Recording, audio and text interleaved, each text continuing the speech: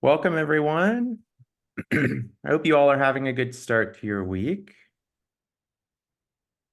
So my name is Jacob Kirksley. I'm an assistant professor of education policy here in the College of Education at Texas Tech. I'm also the associate director of the Center for Innovative Research and Change Leadership in Education, or CIRCLE. Tonight, we are hosting our last talk as part of our education policy brown bag series, ExpandED, broadening the understanding of contemporary issues in education and policy. This series is hosted by the Texas Tech University Educational Leadership Policy faculty and are in a collaboration with CIRCLE. We are featuring researchers from the College of Education here, as well as various institutions across the country, with the aim to bring together students, faculty, researchers, stakeholders, policy advocates, and others across the state and country to disseminate knowledge that is of immediate relevance to educational leadership and policy and facilitate the cross-pollination of ideas across multiple institutions. So I'm so glad you all can join us tonight for our last talk of this year. So tonight's speaker is a PhD student in our Educational Leadership Policy program and a CIRCLE scholar, currently supporting projects involving research of teacher labor markets and the application of value-added measures. Andrew Roland is a distinguished professional with a remarkable journey in both military service and education. With 14 years of dedicated service in the Army as an explosive ordnance disposal technician, part of the Army's bomb squad, Andrew discovered a profound passion for teaching after being identified for instructor duty. This passion led him through a path of educational roles from instructional design to school administration, focusing on adult learning in military contexts. Holding a master's degree in education with a specialization in learning design and educational psychology from Arizona State University, he has continuously sought to deepen his understanding of how we can optimize learning environments and outcomes. Presently, he serves as a guest scientist at Los Alamos National Laboratory and is poised to lead the training division of the Army's Training and Doctrine Command's EOD Proponent Office later this year. His research interests span the economics of education, including topics like cost-benefit analysis and value-added modeling. His unique perspectives offer welcome insight during quantitative analyses like tonight's discussion on the Teacher Incentive Allotment. Please join me in welcoming Andrew Roland.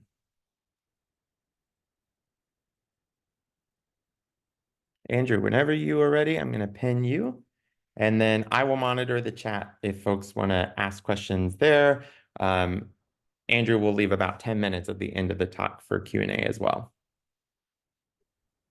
Thank you, Dr. Gertzy. Good evening, everyone. I appreciate you joining in, after the workday's ended. I also wanted to say thank you to Dr. Wiseman and Dr. Gottlieb, and really the whole team at CIRCLE for giving me the opportunity to share what we've been working on. Yes, my name is Andrew Roland, PhD student at Tech. I am a career soldier, so really all of my experience as an educator and program/policy analyst is with adult learners. So even though I started this a little out of my wheelhouse, regardless of where the problem is situated, it's been a real privilege to kind of quantitatively wrestle with current issues, both in this program as a whole and under Dr. Kirksey's guidance. So this evening, I'm presenting from Incentive to Impact, the Texas Teacher Incentive Allotment's Path to Improved Retention and Achievement. It really is the first, or at least among the very first statewide analysis of TIA.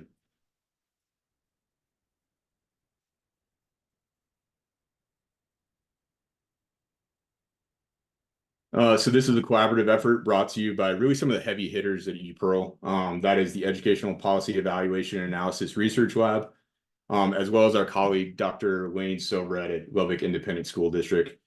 The insights and findings were really a team effort and really speak what we were able to accomplish together. So let's briefly cover our study's core elements. Our objective was to dissect and understand the impact of TIA on teacher retention and student achievement in the post-COVID landscape. We employed a synthetic control group to conduct a comparative analysis, which kind of provided us the ability to isolate TIA's effects. So spoiler alert, the findings were clear and significant. Districts that implemented TIA saw an uptick in teacher retention rates and a measurable rise in student achievement. These outcomes kind of paint a broader picture that suggests TIA's benefits extend beyond the classroom, which really signifies like a systemic school improvement. There are some limitations that we'll discuss later, but right now this really is a robust endorsement of TIA's role in shaping educational success. So let's hit a little background here, just to get us all on the same page about what we're talking about as we move forward. So House Bill 3, at this point is pretty well trodden ground for many of us here. Is passed by the 86th Texas legislature in 2019, and it is the policy that's shaping our discussion on teacher incentives here in Texas. It's meant to carve out a potential path to six-figure salaries for those teaching in high needs areas and rural campuses. And it's important to note that is the stated goal of the policy. And I believe the October session of ExpandED, Dr. Kirksey, kind of remarked that the allure of TIA should transcend monetary gain. And he's right. So like in the economics of education, the system is not poised to simply solve problems by throwing money at them. We need targeted strategies. So median teacher salary in the US is like around 60,000 a year. And depending on which source you want to cite, there's between 3 and 4 million teachers in the United States. So even on the low side of that, a 40K raise for 3 million people is $120 billion. So TA shouldn't just be about bolstering paychecks. It can't just be about bolstering paychecks. It has to be about bolstering people. So namely our educators, and then by extension, our students. So since I've already spoiled it, here it is again. We're seeing at least so far, TIA is effective not merely in theory, but in practice. It's a policy that's working in improving teacher retention and student achievement in the state of Texas. And I'd love to know what one TIA dollar buys the state of Texas, and hopefully we can answer that question by the time I'm finishing this program. But right now, let's move forward with the understanding of TIA that looks beyond dollar signs and, to the values it represents, the tangible benefits that it brings. Andrew, is there, just sorry to interrupt, I'm getting cut off on like your slides on the left are a little cut off. Are you able to adjust that at all? Is that better? Yeah. That's perfect. Okay. So how we think about TIA. As we start to explore TIA, our focus is, restricted to the district level here. Really, we're just examining the first 26 districts of TIA's cohort A. And that might seem a little off. You would think that the unit of analysis in an individual incentive program would be the teacher. And I would love to say that statewide teacher level analysis is forthcoming, but we're kind of currently navigating around a limitation in that our chief data source lacks teacher-specific TIA level indicators. So that's why I'm kind of trying to guide your thinking right now with this sprawling campus to remind you that district level analysis still offers valuable insights into the effects of TIA. And it honestly sets the stage for future more granular research.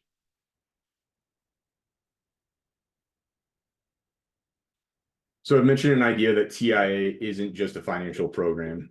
Nick Flarney, I'm not sure if he's here tonight, but he's done some initial qualitative work at a few districts. And an emergent theme was really that it's a message of value and recognition. So direct benefits on retention, are observed really as teachers become less inclined to pursue higher paying opportunities elsewhere. And why is that? It's because TIA symbolizes a district's investment in its educators. So if we draw from Blau here, that's social exchange theory, and Eisenberger, I believe, is perceived organizational support, POS. That means something a little different in the Army, so I'm surprised I had to think of that one. But we understand that perceived organizational support can foster a strong sense of loyalty and commitment. So TIA at its core here, is tapping into that psychological contract teachers are less motivated to move when they feel valued where they are. And I know we're trying to steer this conversation away from effect solely as a product of spending, but it's important to point out while we're at this district level analysis that the financial incentives aren't purely bestowed on the designated teacher. Dr. Kirksey actually, explained this much better in the TIA talk, which I brought up twice now. So if you haven't watched it, I don't know what you're doing, bookmark it. It should be your Friday night priority. But he explains about 90% of an allotment must be spent on teacher compensation, but it isn't a mandate to spend it all on the designated teacher. We'll have a better idea of this with teacher designation level indicators, but it is possible that some of the retention effects that we're seeing stem from the district's like newfound ability to offer bonuses to teachers that they would have otherwise lost. And then teachers are humans, and humans are ultimately social animals. So when a TIA designee experiences a morale boost, or really anyone that has received one of these direct benefits experiences a boost, that doesn't stay contained. It spreads. There might be, a few grumpy Gusses that just don't want to see their coworkers happy, but their peers, the fellow teachers within the schools and across the district, they're able to kind of vicariously share in that sense of acknowledgement. And this shared morale can transform a school's culture. Really more in the sense that it kind of fortifies a collective commitment to education. Not only where teachers feel supported, but incentivized to grow. So this is retention not through a direct transaction, but in cultivating a culture of, excellence and support. And this philosophy, it extends to the collaborative spirit of education. It's at least partially grounded in the theory of collective efficacy, which is that when a group shares a belief in their collective power to produce results, they're more likely to do so through coordinated effort. And we can believe that TIA is responsible for this behavior because there isn't an actual cap on how many teachers can be designated under the TIA. So sure, the more teachers a district puts forward, the more scrutiny their local designation system is likely to endure. But by not placing a cap on the number of designees, a designee loses absolutely nothing by helping to pull other teachers out. And that's why it makes sense that TIA's incentives can be catalysts for a community of practice. The literature here highlights, how such rewards can inspire team-based motivation. And that propels teachers to, share successes, collaborate on challenges, really just collectively elevate their teaching strategies. So if I'm a science teacher and my students just aren't getting stoichiometry, it helps everyone for me to go have a conversation with a math teacher, for example. We have reason to believe that TIA could improve student achievement because it's providing an incentive, but it's not an inter-teacher competition for that incentive. It's a competition between the teachers and a standard, so everyone is on the same side. I promise y'all I'm getting to the end of this, but to wrap up how we can think of TIA as a driver of student achievement and not just a retention tool. We can think of how it may lead to sustained improvement, not just within the classroom, but across the entire educational ecosystem. It helps form a team. It comes from the idea that aligned incentives bolster district goals and drive systemic change. The literature here reminds us that, when educators are supported and the efficacy is collective, then student achievement, it naturally becomes a shared victory. So as we move on to our research questions, we kind of stand on that premise that there is a theoretical basis to suggest that TIA as a policy should lead to increased retention and increased student achievement. So I know that was a lot, but that makes the research questions pretty straightforward. RQ1 is, do districts that adopted TIA in 2019 exhibit better teacher retention? And to clarify, it's adopted in 2018-19, but didn't actually have designated teachers until 1920. So that's the year analysis starts for retention. And then do these districts exhibit better student achievement in math and reading? And again, 2019, but for achievement, we're really looking at these districts in 21, 22, and 23, since there was no testing in 20. So retention 20, 21, 22, achievement 21, 22, 23. All right, this is my favorite part. So let's get into the research methods and then get a little more specific about what we're doing here. So pretty straightforward, DVAM, data variables, analytic approach, and I think I'm going to pass over more methods for time tonight. We sourced administrative data from the University of Houston's Education Research Center, and that allows us to capture like really a pretty high level of detail on the educational landscape in Texas. Our investigation spanned from the 2014-15 school year to the 2022-23 school years, and that helped us set a baseline to gauge TIA's impact. So as I mentioned, 2018-2019 academic year as our data capture milestone. So when I say retroactive for bonus in 1920, there were still details being ironed out between districts and state. So COVID obviously didn't make that any easier. You know, there's a lot of attention on a lot of other things that year. So most teachers that were identified for designation should have known that they were designated.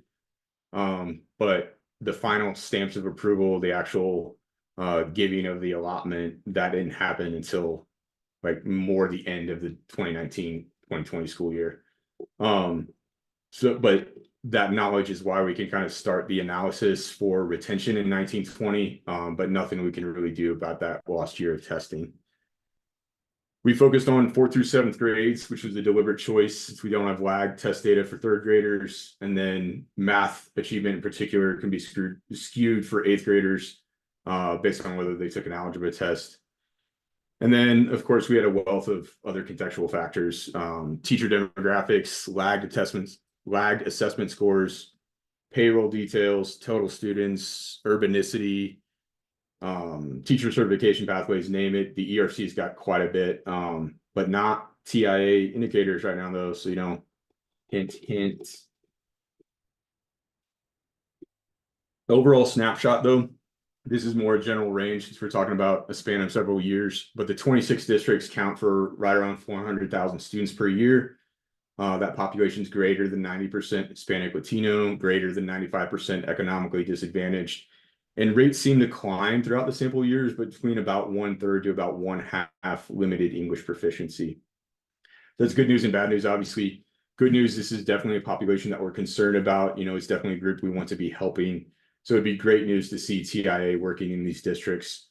On the downside, if we were to find that TIA wasn't working somewhere as we continue these analyses with more districts, this might be something that we have to look at, this sample and the generalizability of our results.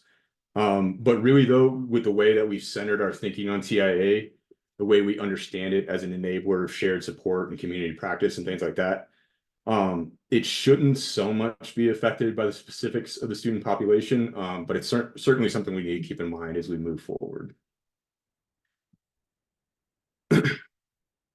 So as much as the ERC has, it wouldn't really be data science if we didn't have to craft some of the variables ourselves. So teacher turnover is a pretty straightforward one. It's quantified by tracking, you know, where teachers were 1 year to the next. So if a teacher is present in district in one school year and then either out of the sample or in a different district the next school year, that's turnover at the district level. State looks at it. Have they left the state or have they left the profession entirely?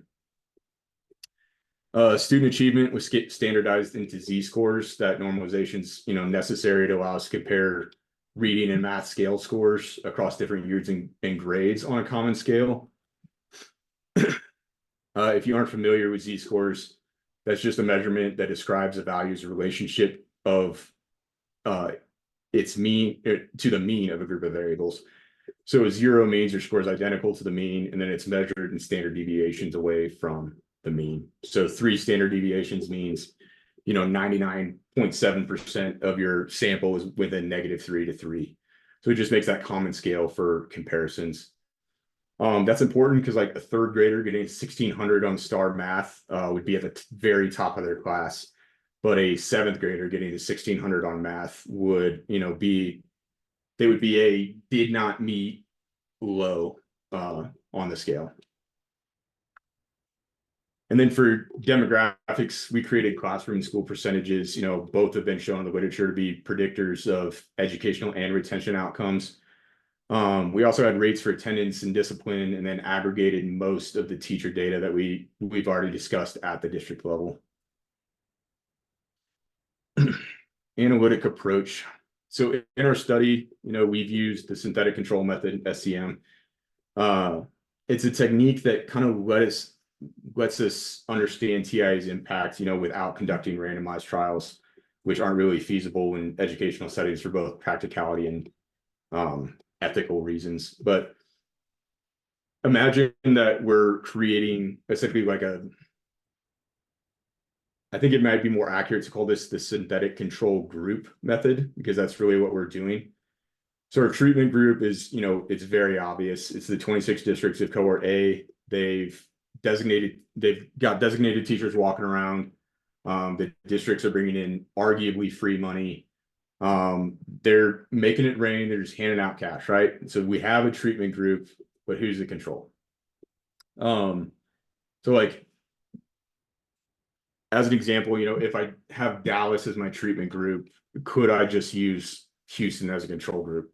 Which actually that might be a bad example. You might be able to use those as controls for each other, but what if instead of Houston we use Cypress Fairbanks, for example? That's still in Harris County, that's right next to Houston, but it's got a very different profile than Dallas and Houston. That could possibly be a control, but what we're doing here is creating a synthetic control of multiple untreated districts that we have. So we start that with a pre-intervention fit. So we have a bunch of variables that we found to predict either turnover or math and reading achievement. You've built that out over several years before the intervention. So we know things like lag achievement scores, predict achievement pretty well. Discipline rates have been shown to impact turnover. So from that work, we've selected which predictors should be included in our synthetic control. There isn't necessarily any requirement to like run a pre-model or anything like that.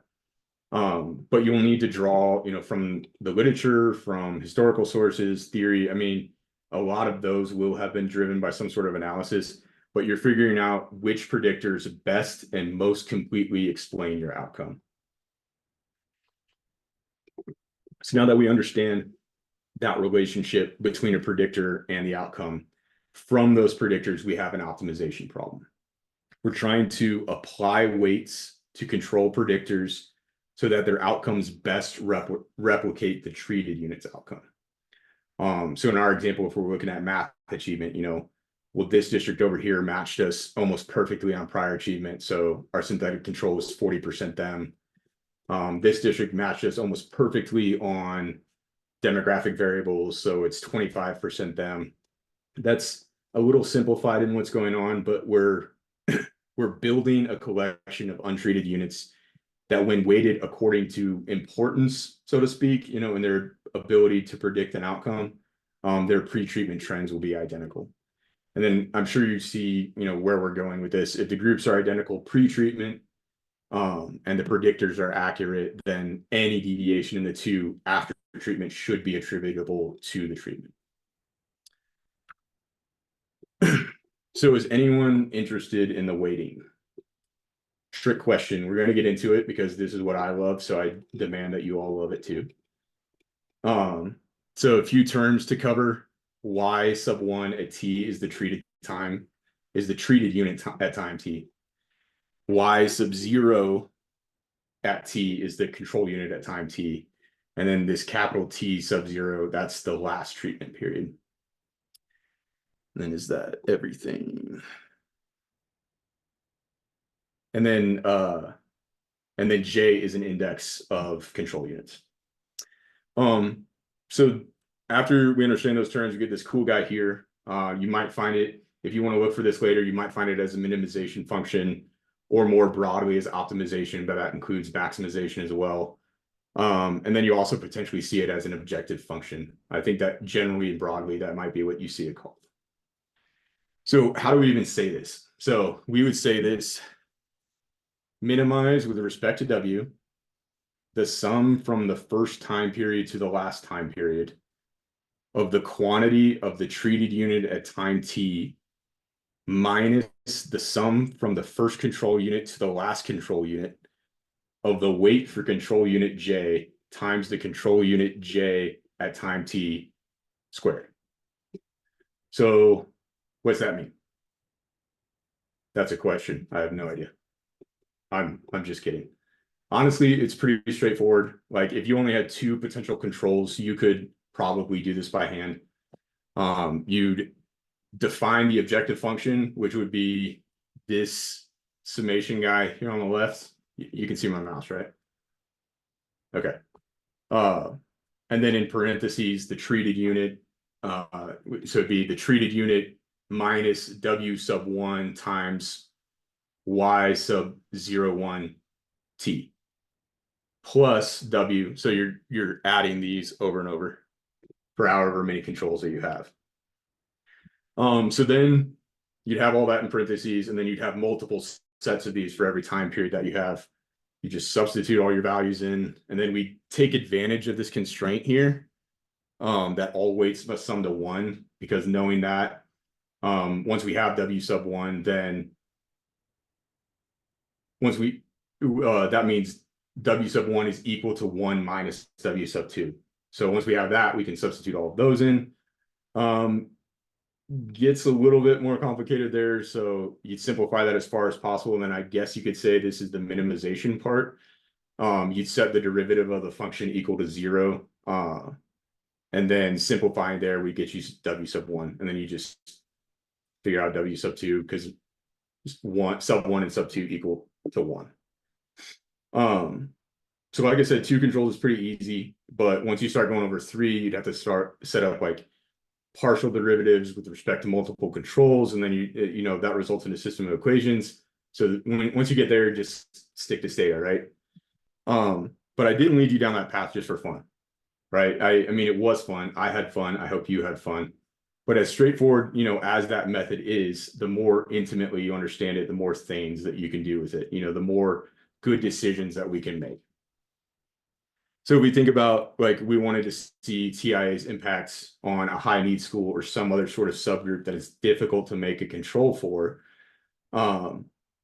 we can set up our own weighting system. You can just add a multiplier to any of those sorts of parentheses, and you can preference a certain variable to weight more heavily as you can construct your synthetic control group. So that's awesome now that we know that now, but guess what though? The synth command in stata doesn't allow that. So if we don't break down the methods like this, if we don't understand what we're doing, and those prepackaged commands don't work, we kind of lose some of those innate abilities that we've gained from doing all this work. So that's why I like to break those down. Steered away a little bit from TIA, but we're getting back to it now. For robustness checks, aka our chance to, figure out that we messed something up. We started with balance testing, but that isn't really as straightforward as balance testing in other methods, because we're comparing a unit to a weighted combination of units. So if we wanted to do pure balance testing, we'd have to multiply our observed values. So that's the actual values of our variables by their weights, and then compare the treated district predictors to the synthetic control predictors. So in a perfect world, you could just do like a mean absolute difference. And that would come out to 0, but probably won't be that perfect in real life. So you start as you calculate the sums, you have to decide what an acceptable difference is. So if my treatment district has 10,000 students and my synthetic control comes out to 10,001, is that okay? I mean, that's 0.0001%. And I think in any situation, we would consider that excellent. But what if it's, 11,000 though? Now we're talking about 10%. That's when prior knowledge of the predictors, starts to come in handy. a predictor like lagged achievement that we know is a very strong indicator of achievement, I would be unwilling to accept much difference at all. But then total students, on the other hand, like we were just talking about, yeah, it's a predictor, especially in the sense of division of resources and class size, but it's often mitigated by other factors, right? So something like total students, we could be a little less stringent on how well they balance. But then as another option, you could also run t-tests with two values and then hopefully get non-significant results. That's another option. We also conducted placebo tests, basically running the synth again and again and again, many times, first on districts. And so these are called in-place placebo tests, where we pretend a district that did not have TIA had TIA. And then since they did not experience treatment, there shouldn't have been any deviation in their post-treatment trends. And then we also did in-time placebos, which is where we kept cohort A, but we moved it back a few years before TIA actually started, and then checked the differences there. And then the last test we did, this is called a leave one out.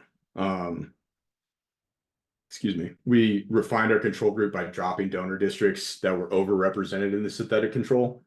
So those with weights above 0.1, which should help us guarantee that our comparison model isn't skewed by one district.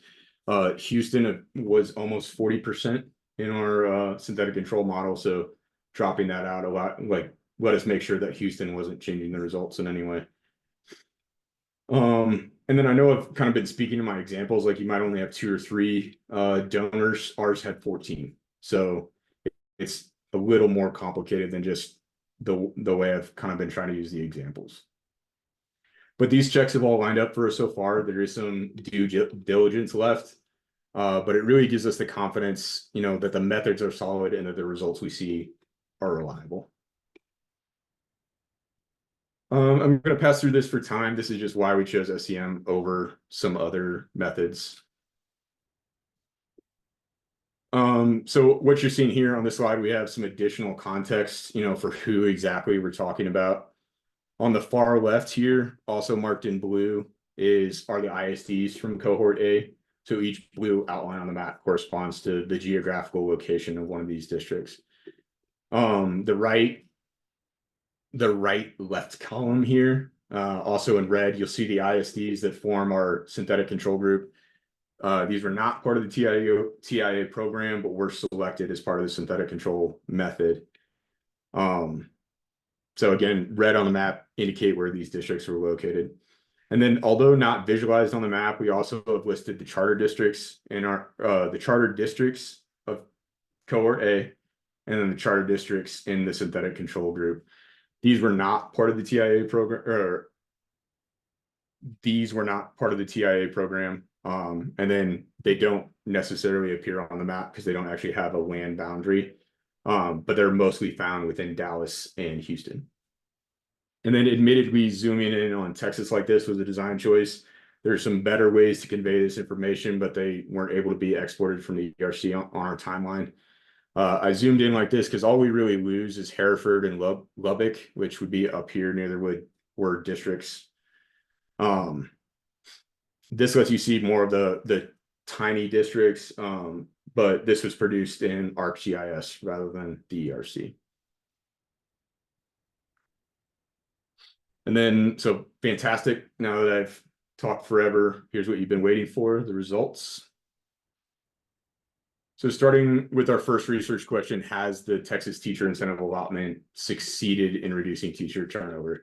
And so we're all clear, this is statewide, comparing TIA districts to a synthetic combination of non-TIA districts that mirrors TIA trends in an outcome prior to intervention.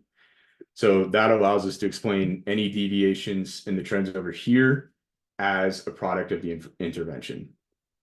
Also, to be specific, this is state level turnover. So that really means left teaching entirely, or at the very least, left teaching within the state.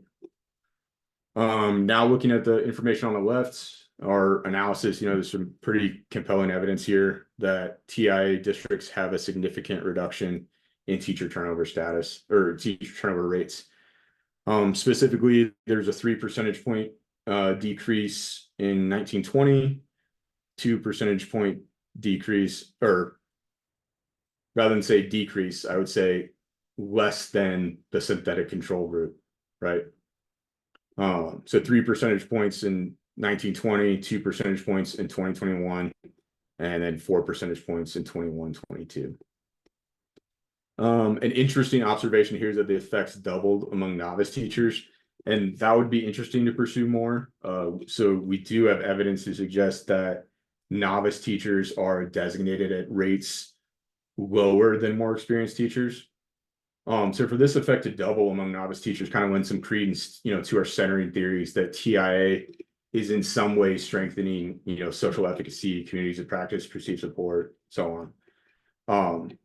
So that was an interesting finding.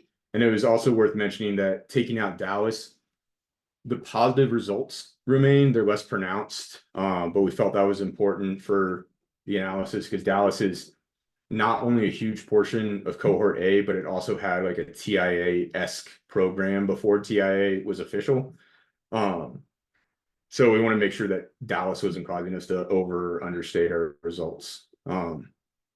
So less pronounced, still positive is just important to check.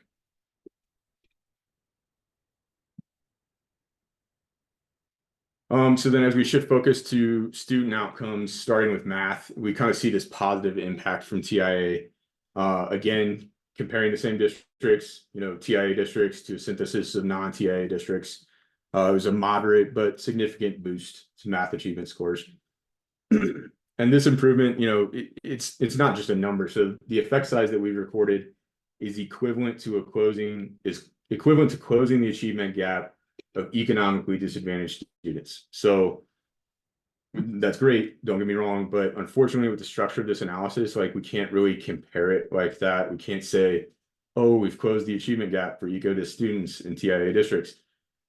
So we often talk about achievement gaps. We often talk about how big they are, but that should help put the TIA effect into perspective. It would be similar to closing a gap that big. And then it's also encouraging that these benefits have not been fleeting. The positive effects on math achievement, have persisted through the subsequent years. And that suggests kind of that TIA's influence has been robust enough to withstand, the extraordinary circumstances of the last few years. So continuing with TIA's effects on reading, data indicates that TIA districts have experienced a boost in reading scores as well. That improvement is a little more modest compared to math, but still present. And then the effect size for reading is comparable to narrowing the achievement gap that typically exists between Latinx and white students. So reminder, don't go to work or class tomorrow and say that, TIAs close the gap. It's just a way to put it into perspective. And then also, again, the resilience was notable. The positive effect on reading achievement persists across all subsequent years. So this is a little bit more of a bonus. It's not specifically captured in our research questions, and we'll probably move to a different paper. So I want to emphasize that what I'm presenting here, represents preliminary results of an ongoing analysis on individual districts in TIA. So, this is the last 24 to 48 hours. The robustness checks for these analyses are still in progress. The visualizations are yet to be finalized, but the trends and interpretations that I discussed here, are based on current observations pending, data verification processes. I don't know everyone in the audience, but if there are district reps here, this is still early.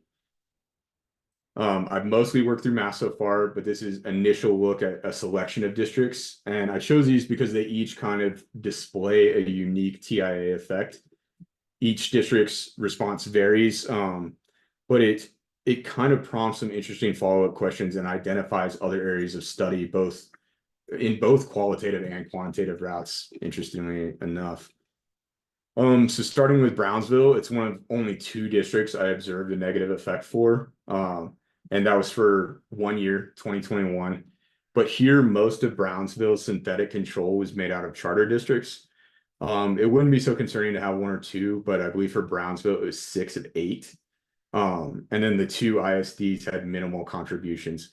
So given what we know about the difference between charter schools and ISDs, we have to question the assumption here that Brownsville has made a valid comparison group. So that then prompts further interesting methodological questions in identifying and addressing cases like this. For Dallas has consistently exceeded control trends, and it's showing signs of widening that gap.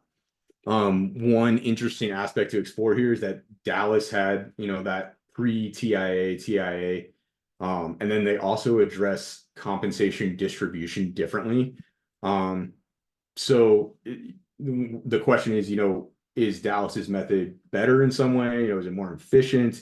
What is Dallas doing that can help everyone else maintain their trends as well? Klein saw, a less pronounced impact from COVID and now appears to kind of gradually be returning to control group performances. So in a sense, it kind of appears that the TIA effect is losing steam in Klein. So, what's going on here? Did the promise of TIA end up not really aligning with teacher expectations and it's becoming less of a motivator? There's a lot of potential in following up on that. And then conversely, La Jolla had a slow start, kind of speak. They also had a rough 2021 where there was a negative TIA effect in 2021. But it's actually picking up and then still pulling away from control trends. So, the question there is was that an initial implementation error? Was that a misstep during rollout in some way? Maybe sufficient buy-in wasn't achieved, but as teachers kind of warmed to the idea of TIA, its potential effects started to increase. For Longview and Somerset, they initially at least started displaying exactly what we'd like to see, large initial effect that continues for Longview, and then it's actually increasing for Somerset. So by indication, things are going as desired in these districts, which kind of gives us a few exemplars for follow-up study. And then Lubbock appeared to have a somewhat inconsistent trend. It had a large initial effect of substantial drop in 2022. Still positive though, I'll mention that. Barely so, but still positive. And then jump back up to a larger effect in 2023. So really the question is what happened in 2022? Is what happened preventable? Can it some way be addressed by TIA policy? Does it need a different policy? Just more questions there to identify the inconsistency in that trend. But really, this is just a little treat of what to come. Again, these aren't 100% yet, so don't go home either worried or overly confident or anything like that. Just most of the study that we've presented here today is 4 districts in the state of Texas that adopted TIA in 2019. Good things are happening. And this little excerpt was meant to illustrate, how much more there still is to know. So next we'll have a quick chat as to the implications of the study, and thinking ahead to the future. So in reflecting on the results of the study, we arrive at several pivotal implications for policy and practice. So first, the impact of TIA on reducing teacher turnover and boosting student achievement is notable. I think we've driven that home, but our research indicates TIA's effects are stronger than what's observed for most other study interventions or policies. So TIA is obviously not the first intervention ever done. It's not the first one to have a positive effect, but we do see it as a leader among policies that have received similar scrutiny. And this is where a cost-benefit analysis would be really interesting. Yeah, we're getting a strong effect, but are we overpaying for it? Or is this a bargain? It might be. Whatever that answer is, it does signify the high potential of financial incentive programs in education.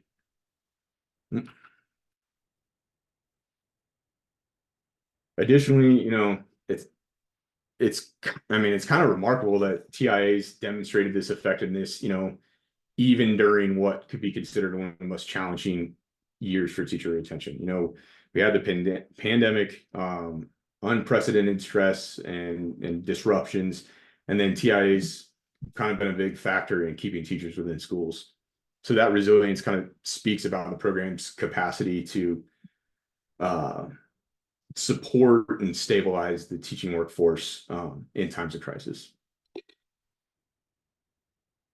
And while our findings are significant, there is an indication that they might actually be conservative. The true effect of TIA, particularly in retaining highly effective teachers, could be more substantial than what our data has captured. We've talked about how this is a district level analysis, so it's including undesignated teachers.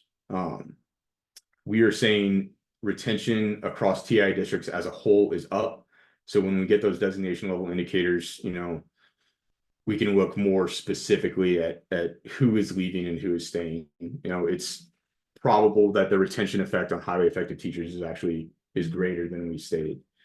And then there's really similar logic as to leaving the profession entirely, where circumstances before, might have led to a teacher switching professions. TIA kind of provides a strong motivator to just switch locations.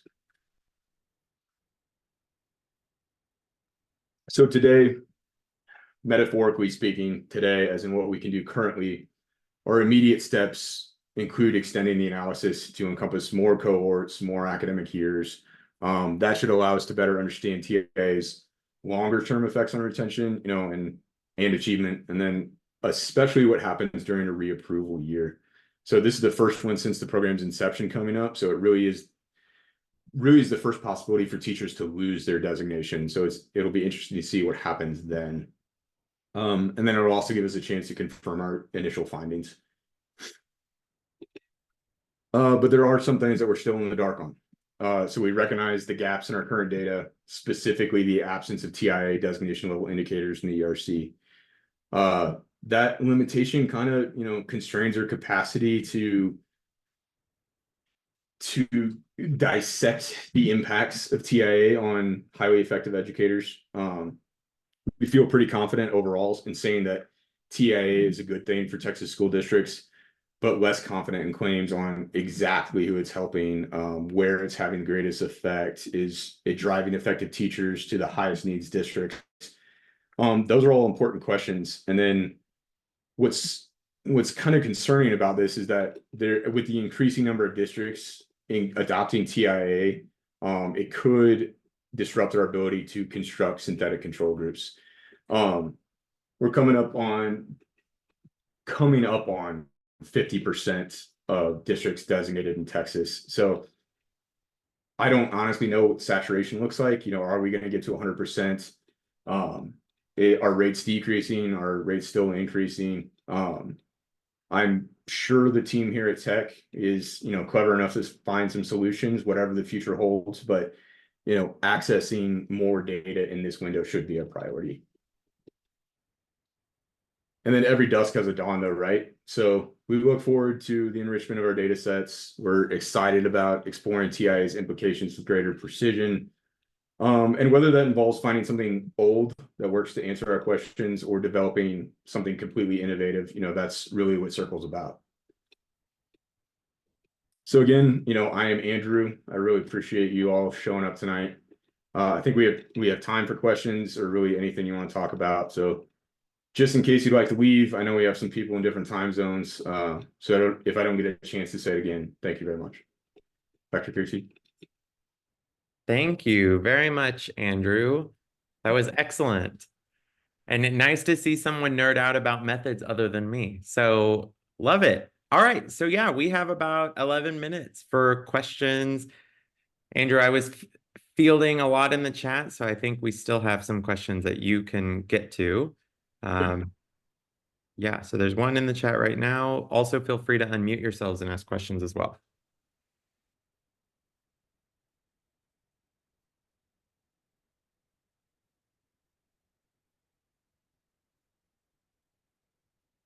So Andrew, in the chat, the question is, only a small portion of teachers can be designated to get TIA.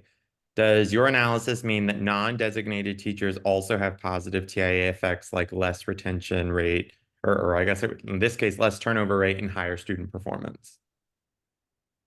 So to answer the second part first, so this analysis is looking at non-designated teachers as well, because it's looking at the district level.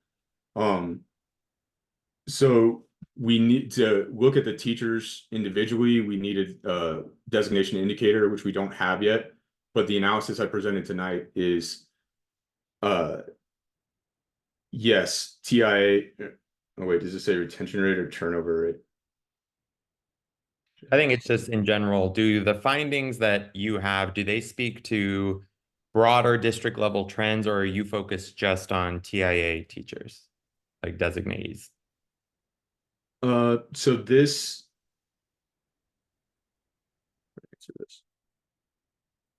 answer so broader district level trends. So this is looking at a district that has TIA, so it's not specific to the teachers that are designated. And then for the first part of that, from my reading of House Bill 3, my interpretation of House Bill 3, I don't think there's an actual cap on how many teachers can get designated. So that's how we based, some of our centering theories on why undesignated teachers might still show positive effects.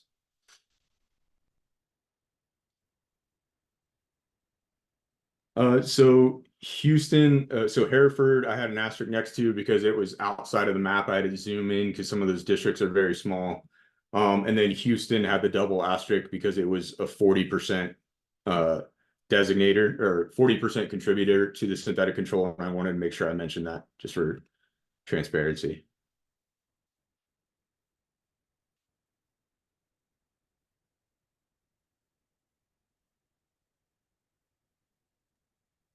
Yeah, Chelsea has a question.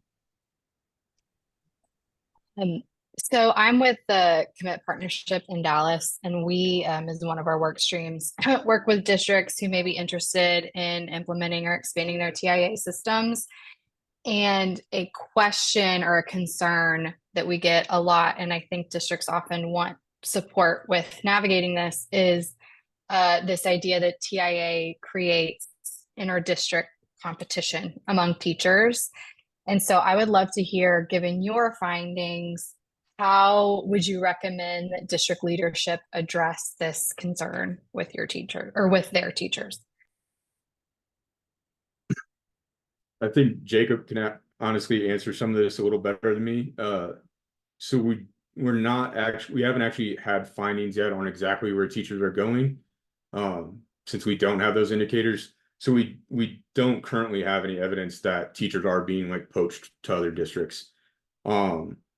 Some retention data that I was looking at that again doesn't have indicators. It showed that most teacher movement was within districts. It was a much smaller percentage that was external to the district.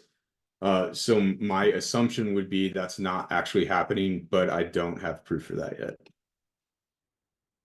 I think the only thing I'd add to is we have other results I think we'll include in the paper that show this between district turnover.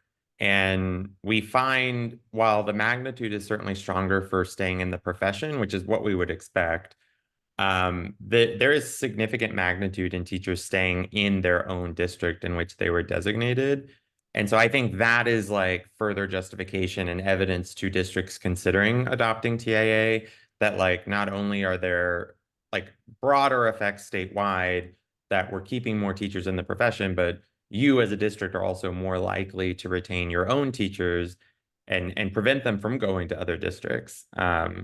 Compared to non-TIA districts as well. But like Andrew said, if TEA can give us the blessing of indicators in the ERC, it would be really interesting to look at the designees themselves and exactly as you mentioned, are they being poached and moving districts?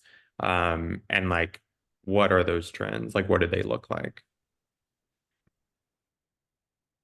Sarah, to kind of further answer your question, the STAR test is what we're using for math and reading achievement, and it's on a scaled score, which allows us to more easily compare scores across grades. I just dropped a link in the chat for really the last several years scales.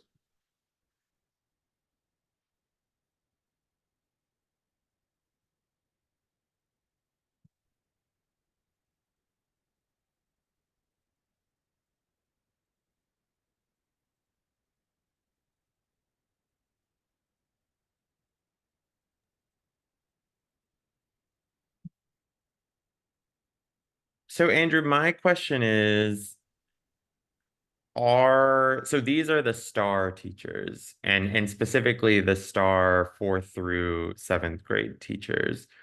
TIA now applies, I mean, it has always applied, but it was easiest, like the initial districts, it was easiest just to get the STAR teachers in there.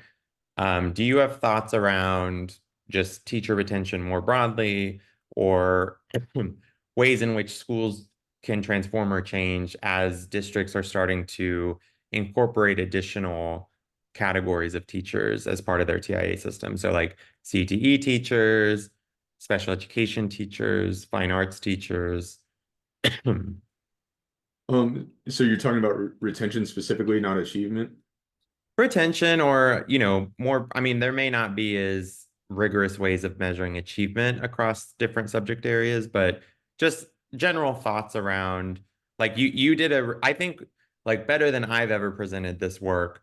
Like, you did a much better job presenting some of the conceptualization in terms of why we would expect potential broader school improvement and broader retention of teachers. I'm just curious, kind of based on your framing, as we incorporate more and more teachers who teach very different things than the STAR subjects, like, what perspective do you have to offer in terms of, like, if you would see these types of trends in general student growth, student performance, but also retention for these other TI teachers? So for retention, I don't think our method would need to adjust that much. It would just be including additional teachers. We could consider, weighting some of the predictors in a way that focuses on retention, but I don't think we need to change much other than include more teachers. That's not it's not unique to achievement at all. So any I guess issues we have in measuring achievement in the other TIA subjects shouldn't really appear in retention. For achievement itself,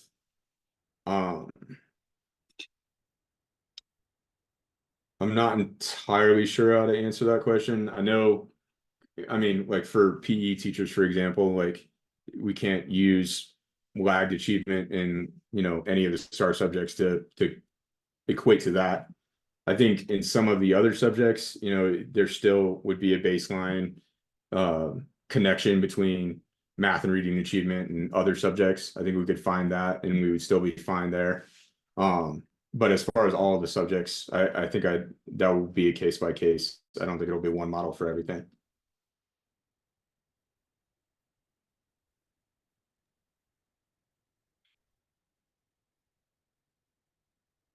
I had one quick question.